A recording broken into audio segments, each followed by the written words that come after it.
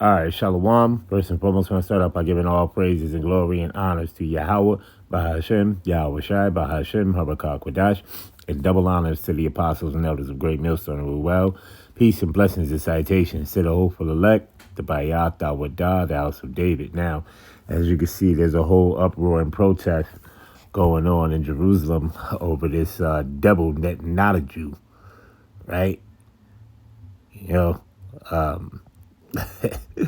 and they want him to put in for his resignation, for him to resign, for him to step down. All right, step down. You see, so without further ado, right? And as you can see, let's get this here scripture, right? So this is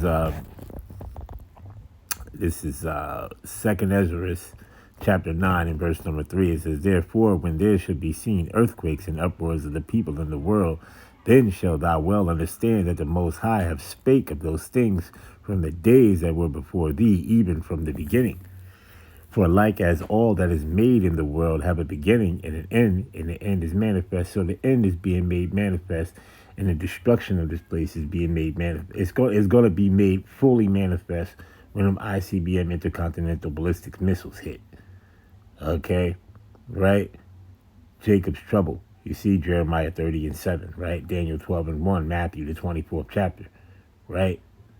You see, right? And as you can see, them people who over in our land, they not the people of the Lord. They're not them. They're not us. All right, and the Most High gonna expurgate them out of that land. You see, because that land belonged to us, and we gonna get our land back, man. All right. We coming up out of captivity, and we never going to come into captivity ever again. We never coming into captivity ever again, man. You see? He's going to visit, the Lord said he's going to visit the iniquities of Esau, Edom, right? Let's get that scripture real quick, right?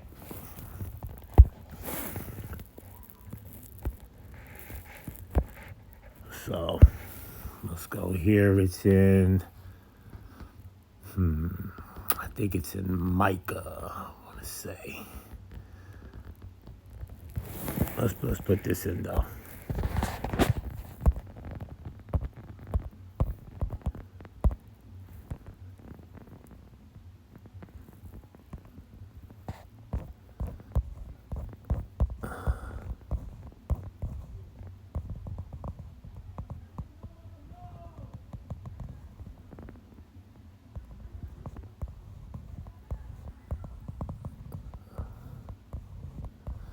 Oh, Salakia, Lamentations. My bad. Lamentations 4 and 22. All right. Lamentations 4 and 22. And we'll start up. We'll start up at verse number 20, at 21. It says, "Rejoice and be glad, O daughter of Edom, that dwellest in the land of Uz." Right? Uz is what you would call modern day America, Babylon the Great. It says, "The cup also shall pass through unto thee, and thou shalt be drunken, and shall make thyself naked. The punishment of thy iniquity is accomplished, O daughter of Zion, and he will no more carry thee away into captivity. He will visit thy iniquity, O daughter of Edom, and he will discover thy sins." Right? So let's go and play this here video. Right? It says, "Massive protests rock Israel as Netanyahu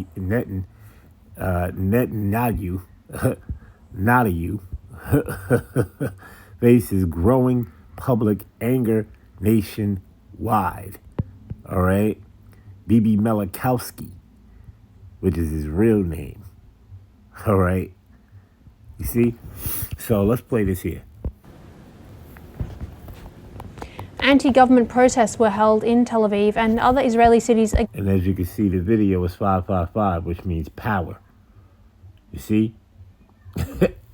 Play it. Against Prime Minister Benjamin Netanyahu's government, with demonstrators demanding his resignation and the formation of an official commission of inquiry into the events of October 7th, 2023 in Israel.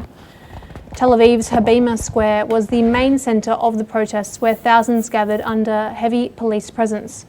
Protesters raised slogans criticising the government's handling of captives who were held in the Gaza Strip and called for the protection of judicial independence amid Supreme Court deliberations on an investigation into the failures that led to the October 7th attack. Protesters also took to the street amid fears that the US-Israeli war on Iran will resume. Hundreds also demonstrated in Jerusalem, while around 1,000 protesters gathered at Haifa's Horev Center. Other protests were reported in several parts of the country. The demonstrations were organised by the Movement for Quality Government Anti-Corruption Watchdog, along with other civil society groups. Netanyahu has so far refused to establish a state commission inquiry into the October 7th attack, arguing that a committee would be biased against him. Let's listen in now to what some of these protesters have had to say. Israel has not decided to end the war. It's going slowly into the next stage of war, and I believe the war should not have started and definitely should not have continued. Because I'm worried about the future of my country. I want her to stay democratic. And this government is anti-democratic and is very dangerous for the future of Israel and the Jewish people all over the world. I'm worried about the direction Netanyahu is taking the country.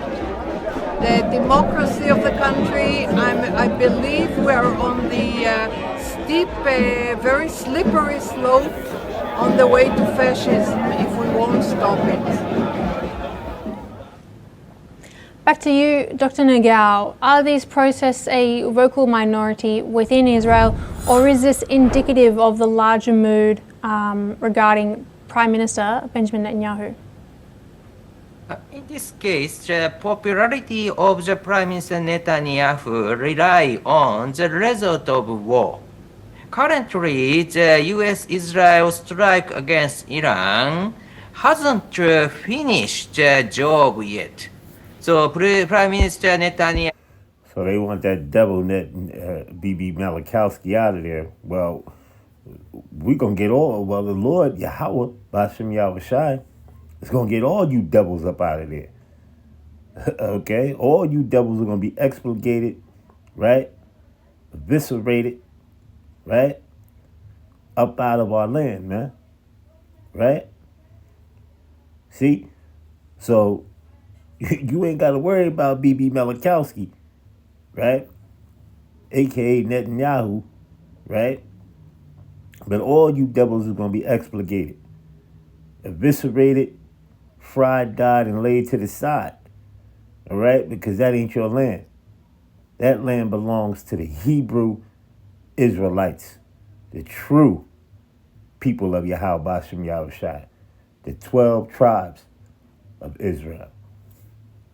I've repeatedly used this phrase, finish the job, but without changing the policy of Iran or without changing the regime itself, the will of the nuclear development program in Iran hasn't changed. So capability, they succeed to damage it, but the will is still matter. So that's why the current situation, the people in Israel still worry about the result of this military operation. So under such kind of situation. And then as you see down at the bottom of this video, right, you see that staged event, pretty much that PSYOP event with Nero 47 getting shot at, right? But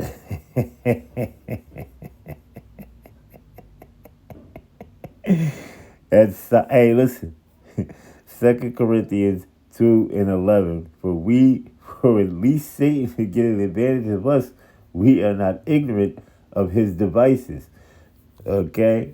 We're not ignorant to you devil's plans, man, all right? We see your ass from a mile away, all right? We have the eye salve to see right through your futile plans. Okay? Straight up and down like that. The Prime Minister Netanyahu cannot use this result of the war to raise his popularity. So that's why currently he is facing a little tough situation to win the next election this year. But this is a movable situation, so that's why if something has happened later in Iran, or the war is starting in Iran, or Lebanon, and or others, this is movable situation. It relies on the result of these battles, and other results election will be affected. So just now it is very difficult to identify what will happen in the election. And in this case, Israel's parliament system is also affecting who will be the prime minister for a long time. So for a long time in Israel, the Prime Minister Netanyahu continued to be the Prime Minister because other Prime Minister cannot continue for a long time. Because of the parliament is divided into many small parties, always the government is formed by the coalition, and how to manage, how to integrate the opinion of the coalition partners is very difficult to manage. That's why every time the coalition government has collapsed, and after collapse, they try to find a new prime minister, and finally they got Prime Minister Netanyahu again and again. So that's why such kind of the situation itself, without change such kind of situation itself, indeed, still Prime Minister Netanyahu is a very precious choice for the Israel people, and Israel people, despite Israel people, or some of them at least, Israel people want to change, still this is only choice that could happen. So anyway, so these are the situation, I think. Dr. Nagal, thanks very much for joining us once again on the broadcast. Always a pleasure to hear. All right, Shalom.